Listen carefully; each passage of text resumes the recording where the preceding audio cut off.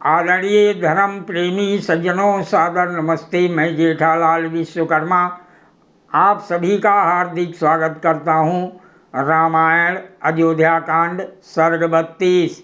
महर्षि वाल्मीकि जी रामायण में आगे लिखते हैं कि सनाथा सीता जी को अनाथा के समान चीर वस्त्र धारण करते देख वहाँ उपस्थित जन समुदाय जोर से चिल्लाया, हे दशरथ, तुझे धिक्कार है।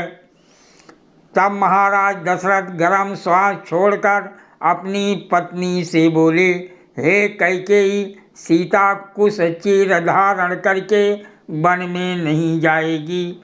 माना कि श्री राम ने तुम्हारा कुछ बिगाड़ा था, परंतु अरे हे पापिन, मुझे बता तो सही, सीता ने तुम्हारा क्या बिगाड़ा था। महाराज दशरथ इस प्रकार विलाप कर और अपने शोक का कहीं अंत ना देख अत्यंत आतुर हो भूमि पर गिर पड़े और पुत्र वियोग जन दुख में डूब गए।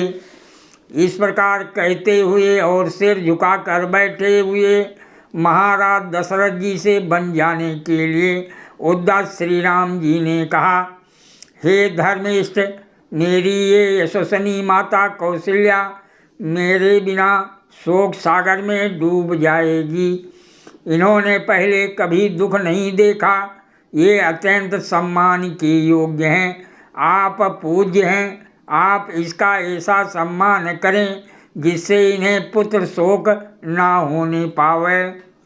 श्री राम के इन वचनों को सुन और उन्हें स्त्री सहित मुनि वेश धारण किए हुए देखकर महाराज दशरथ जी मूर्छित हो गए। एक मुहूर्त अचेत रहकर महाबाहु दशरथ जी दुखित हो श्री राम का स्मरण कर अनेक प्रकार से विलाप करने लगे।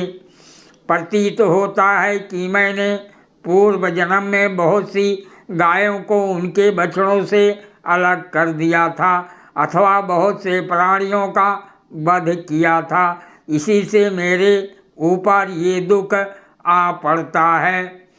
ऐसा कहकर महाराज जी के नेत्रों में आंसू भर आए। उन्होंने एक बार राम कहा, किंतु इसके आगे वह कुछ बोल ना सके। थोड़ी देर में जब महाराज सचेत हुए तब उन्होंने आंखों में आंसू भरकर सुमंत्र से कहा, तुम उत्तम घोड़ों से युक्त सवारी के योग्य उत्तम रथ ले आओ और महाभाग श्री राम को उस पर सवार कराकर नगर से बाहर पहुँचाओ। महाराज दशरथ जी की आज्ञा पाकर सुमंत्र शीघ्र ही घोड़े जोतकर अलंकृत रथ को वहाँ ले आए।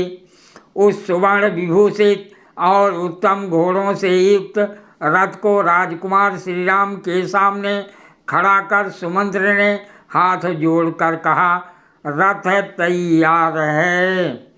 तदंतर महाराज दशरथ जी ने पवित्र आचरण वाले तथा देशकाल के जानने वाले धनाध्यक्ष को बुलाकर कहा, उत्तम वस्त्र और बहुमूल्य आभूषण जो सीता जी के लिए 14 वर्ष के लिए पर्याप्त हों शीघ्र लाओ। महाराज दशरथ की आज्ञा पा धनाध्यक्ष कोषागार में गया और निर्दिष्ट सारी वस्तुएं लाकर सीता जी को दे दी।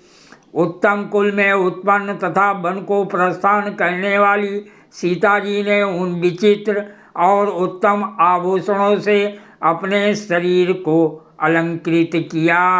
सादर प्रणाम। जय सिया राम जी की।